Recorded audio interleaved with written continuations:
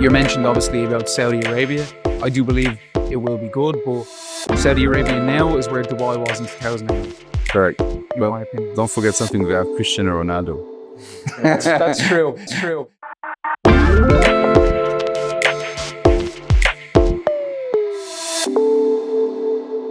Welcome back on the show. This is Julien, Drolon, your host. Today we are back in Kuala Lumpur at the Kuala Lumpur Investment Summit with two good-looking gentlemen from Europe as well.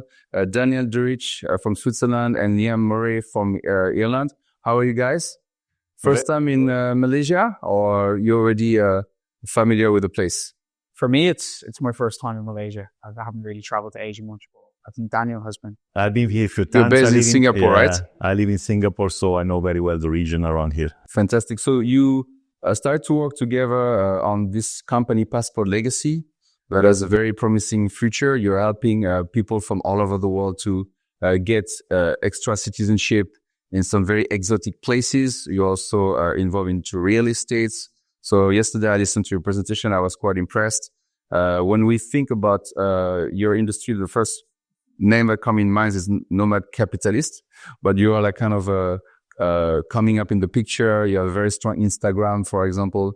Can you share a bit more about your company and the service you provide, and what are the hottest places right now where your clients are considering to get citizenship? Certainly. So Passport Legacy founded 2018 in Dubai initially, and since then we have expanded pretty much around the world. We have 8 offices. Myself, I manage Singapore office, which help clients in Asia. And we help basically families, individuals to diversify their portfolio of residences and citizenship, which means where they can live and where they can travel, thanks to the tool, the passport.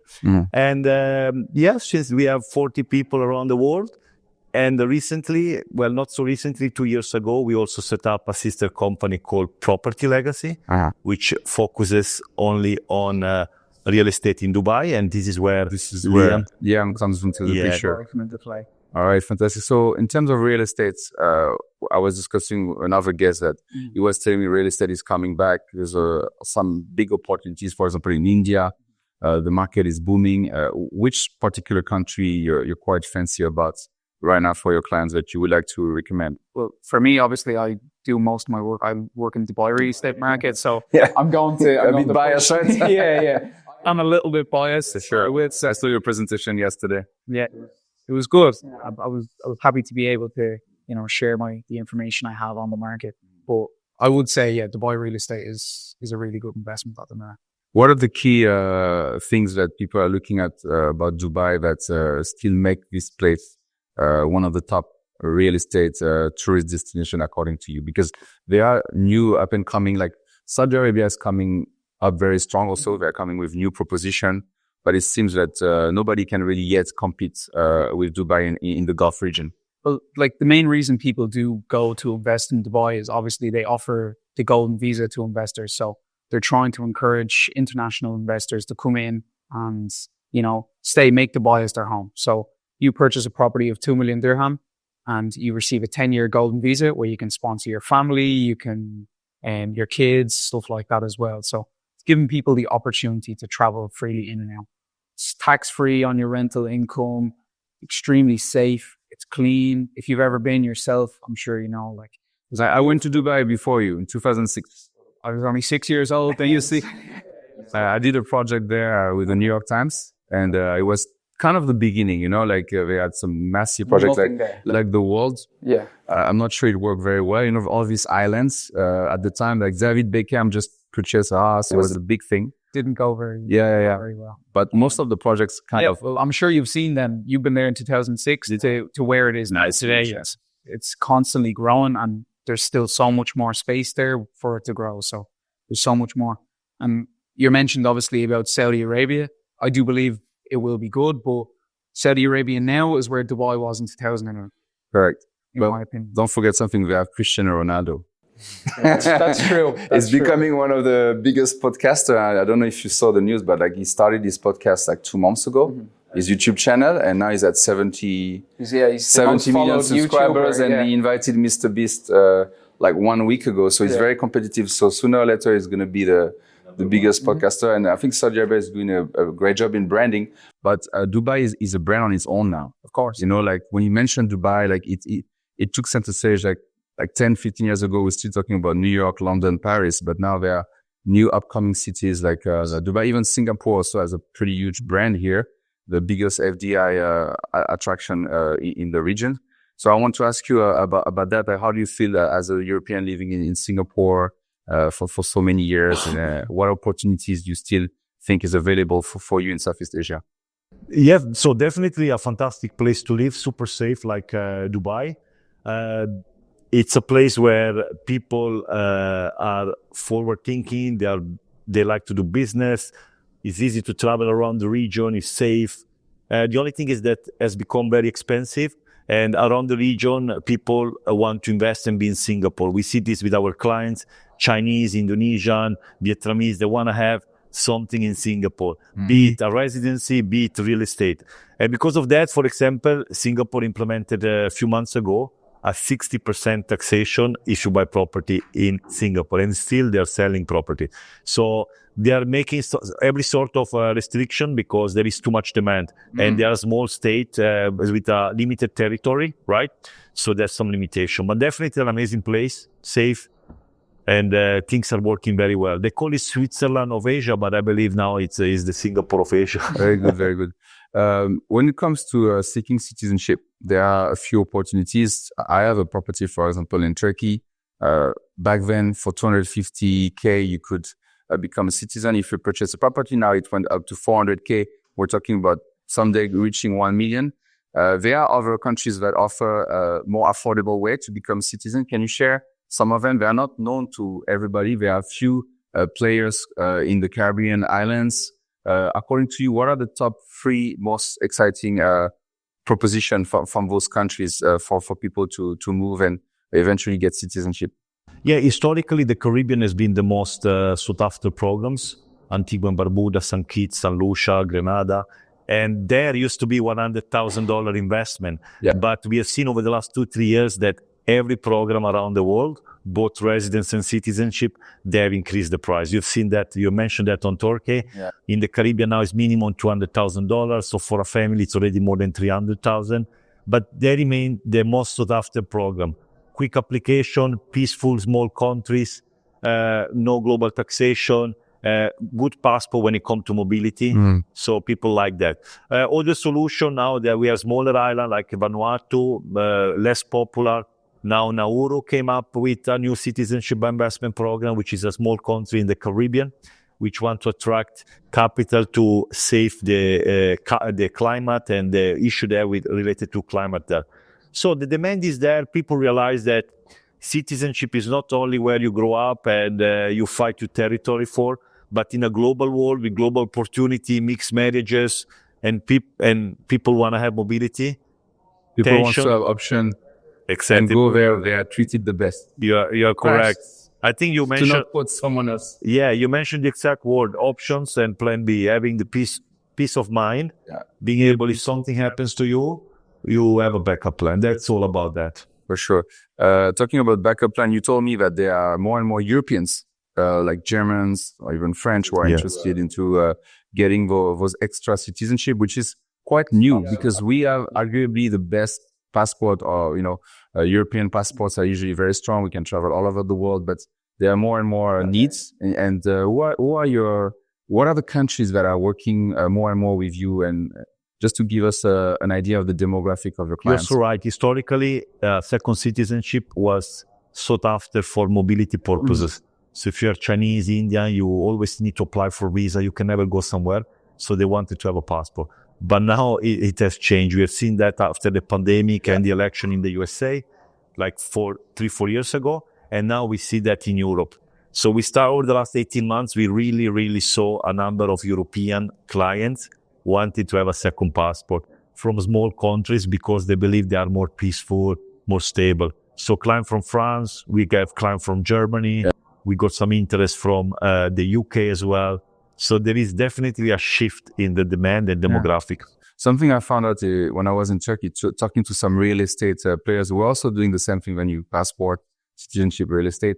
They were telling me Chinese people after COVID, they are interested to get extra citizenship. Yes. You know, for example, in Turkey, because the way they were in the lockdown, they didn't, I mean, it was quite tough restrictions. So even Chinese, maybe you cannot open an office there, you might be successful because there are a few Chinese businessmen that more and more Chinese businessmen actually looking for opportunities. So it's becoming a global sector. It is. From countries where you would never expect that before COVID. And I wanted to ask you, like, what opportunities did you get from COVID? Because there are actually some industries that actually went stronger. I was listening yesterday a podcast from a private jet company in London. He said after the pandemic, he got more clients because people, the wealthy people decided that they need their own private jet, that they want to travel whenever they want and don't be restricted. So in your own sector, in real estate, for example, were you able to tap into this and leverage after the pandemics? So I actually only moved over to Dubai around a year ago. Okay. So I'm still quite fresh into the Dubai real estate market, but from speaking to my colleagues and, you know, people I work with in business, they told me that during that time, obviously there was a severe dip in the market. There was very little people there available. But if you were someone who had cash at the time, you were able to clean up and purchase a lot of property at an extremely discounted price to then hold on to until now we're seeing all of these units where they paid very little money for, or they got it for little to nothing. And they were after making 30, 40, sometimes like 50% on their money in the space of 2 years. So during times like this, unfortunately, there's money and misery when there's problems going on and people leave the country, and there's an opportunity for people with money in their pocket to take these properties and, you know, as the Chinese proverbs say, in every crisis there's an opportunity. You know, those people who had cash in hand, they could really make some really good deals. 100%. And a lot of people made a lot of money. I don't think for now anyway, we're at the higher end of things. I don't think we're going to see another growth like that for a while. So whoever made money then is really in a good position now. And to follow up on that, also in the residence and citizenship investment business, after pandemic, everything has changed. The demand really has exponentially gone up. I'll tell you the truth. Like, I moved country after the pandemics. So because again, following the policy, go wherever you're treated the best.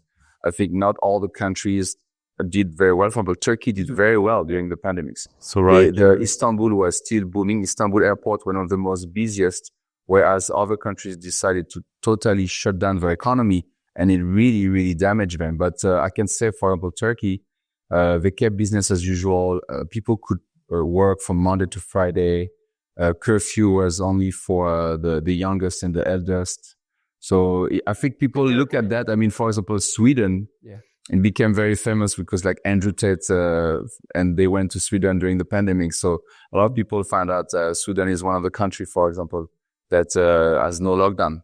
So I think it was one of the countries that get a lot of attraction. Of course, but they did it right. Like that's the way it should have been done. And you know, you said yourself, you find where you're looked after the best and where the policies are the best. So.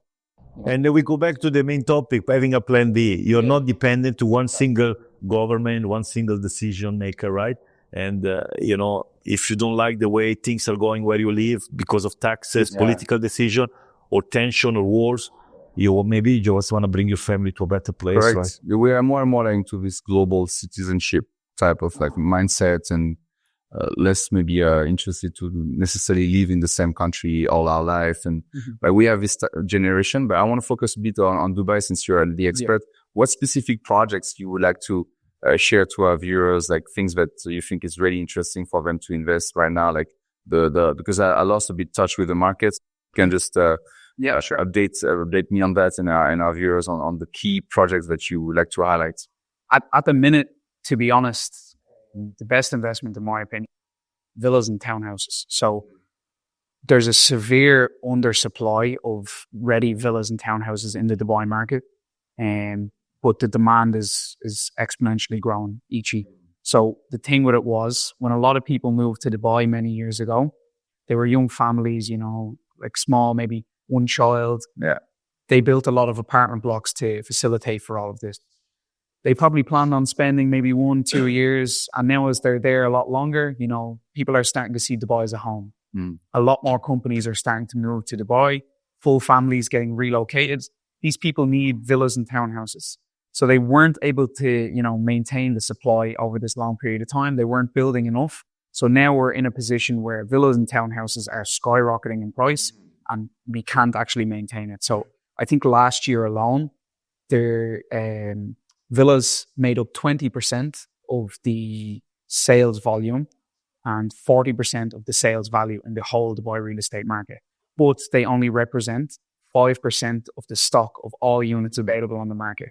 So that says a lot. If only 5% of the units available in Dubai real estate market are villas and townhouse, but they made 40% of the sales volume, sales value, you can clearly see that there's an issue there, and that's where you should put your money. Do you think because people get locked down in apartments, they get a bit traumatized of it, and the COVID helped for people to realize I can't get stuck into that place? Because when you can go in and out of your place, you don't really feel it. Yeah, sure. But I think a lot of people, like I was blessed to be in a villa in front of the beach during the first lockdown, so I was able to move from Istanbul to, so I didn't really feel it, but I think a lot of people get traumatized about staying in a condo for months. And I think maybe they realize, like, I remember like back then when I was still, my voice coach in New York, I found out on Facebook that she moved out of New York, after, the pandemics to live in the countryside. And many people in France actually moved from Paris. And because they never want to live with parents again. And that's why, like, the need of having a bigger house, because your house became basically everything at that point, right? So I guess this is maybe one of the factors. Yeah, I'd imagine it could be a factor that's playing into it. And the bigger picture of it is, as I said before, people are seeing Dubai now as a home. They're no longer spending 1-2 years in traveling. People are rooting their family into Dubai now. When you have a family, I'm obviously from Ireland. I think of a home. I don't think of an apartment. I think of a house, with a garden, when you're raising kids, stuff like that. And that's what most people are starting to see as well. So that's where the demand comes from. So I want to finish this interview talking about family. You guys are married, or like I didn't ask before the interview. Are you? I am I'm married and I have a small daughter. Yes. We live in Singapore. You have one daughter, huh? Yeah, small daughter, 2 years old. And Julien? Me, not yet. Okay, so soon, inshallah. Now the whole world knows that.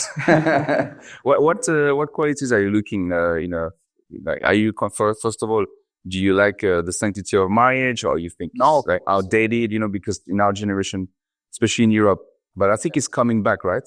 More and more. I think so. Yeah. So a lot of people do see marriage as a trap these days, which is fair with what's going on, but me personally, I'm quite old-fashioned with the way I think. Okay. I still would like to be married and have kids. And what are the qualities that you're looking for? Like someone who likes to travel, like who's flexible like you? Yeah, of course. Someone who likes to travel, someone easygoing, lighthearted, someone who doesn't give me a headache. Yeah. I've enough going on in my head.